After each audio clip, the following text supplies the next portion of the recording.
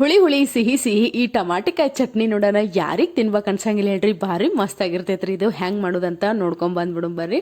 ನಾನಿಲ್ಲೇ 3 ಟಮಾಟಿಕಾಯಿನ ತೊಗೊಂಡೆ ನೋಡ್ರಿ. ಸ್ವಚ್ಛಗೆ ತೊಳೆದು ಈಗ ಹೆಚ್ಕೊಳತ್ತೀನಿ. ಹೆಚ್ಕೊಂಡು ಈಗ ಹಂಚಿನಾಗ ಹಾಕಿ ಹುರಿ ಹಾಕ್ತೀನಿ ನೋಡ್ರಿ. ಇವನ್ನ ಫಸ್ಟ್ ಒಂದು ಸ್ವಲ್ಪ ಚಂದಾಗ ಹುರ್ಕೊಂಡು ಆಮೇಲೆ ಒಂದು ಹನಿ ಎಣ್ಣೆ ಹಾಕಿ ಒಂದು ಸ್ವಲ್ಪ ಕೈಯಾಡಿಸಿ ತಕೊಂಡ್ಬಿಡ್ಬೇಕು ನೋಡ್ರಿ. ಈಗ ಒಂದು ಅರ್ಧ ಬಟ್ಲ ಆಗುವಷ್ಟು ಹುರಿದಿದ್ದ ಶೇಂಗಾದ ಕಾಳು ಆಮೇಲೆ ಟಮಾಟಿಕಾಯಿ ಏನು ಹುರ್ಕೊಂಡಿದ್ವಲ್ರಿ ಅದನ್ನು ಹಾಕೊಂಡತ್ತೀನಿ. ಈಗ ಬೆಳ್ಳುಳ್ಳಿ, ಕರಿಬೇವು, ಕೊತ್ತಂಬರಿ, ಜೀರಿಗೆ, ಬೆಲ್ಲ, ಹಸಿ ಮೆಣಸಿನ್ಕಾಯಿನ ನಾನು ಇಲ್ಲೇ ಹುರಿದು ತೊಗೊಂಡೇನ್ರಿ. ಹಸಿಯದ ಹಾಕೋಬಾರ್ದು. ಹಸಿ ಮೆಣಸಿನ್ಕಾಯಿನ ಮದ ಆದಂಗೆ ಆಕೈತಿ, ಹಾಗಾಗಿ ಹುರಿದು ಹಾಕೋಬೇಕು. ನಾನಿಲ್ಲೇ 4-5 ಮೆಣಸಿನ್ಕಾಯಿನ ಹುರಿದು ಹಾಕೊಂಡಿನಿ. ಆಮೇಲೆ ರುಚಿಗೆ ತಕ್ಕಷ್ಟು ಉಪ್ಪು ಹಾಕಿ ಇದನ್ನ ಚಂದಾಗ ರುಬ್ಕೋಬೇಕ್ರಿ. ಔಡ ಬೌಡ ರುಬ್ಕೋಬೇಕು ನೋಡ್ರಿ. ಇದನ್ನ ಯಾವುದೇ ಕಾರಣಕ್ಕೂ ಸಣ್ಣಗೆ ಪೇಸ್ಟ್ ಆಗಂಗೆ ರುಬ್ಕೋಬಾರ್ದ್ರಿ. ಪೂರ ಕಾಳು ಇರಂಗನೂ ರುಬ್ಬಬಾರ್ದು. ಆಮೇಲೆ ನೀರಂತೂ ಮುಟ್ಸಂಗೆ ಇಲ್ಲ ನೋಡ್ರಿ. ಇದಕ್ಕೆ ನೀರು ಹಾಕಬಾರ್ದು.